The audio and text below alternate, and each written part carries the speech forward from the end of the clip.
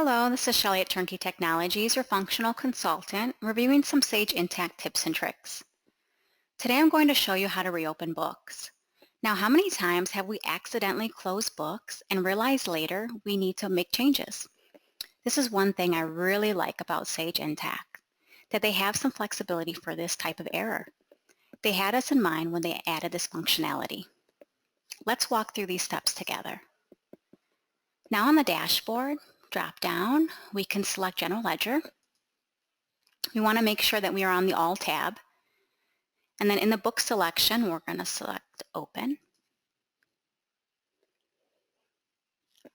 And on the Entity field, we have the option to choose a specific entity or all entities.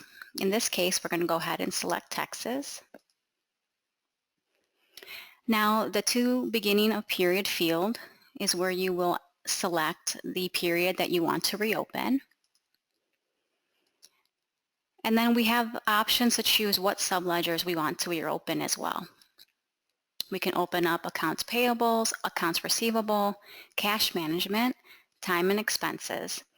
Now, once you have selected these options, we can go ahead and click Open Books. This will open up the period that you specified here in this window. And then from there, you are able to make those necessary edits. Now, wasn't that easy? I hope you found this video helpful. If you have any questions, please give us a call. Have a great day. Thank you. Bye-bye.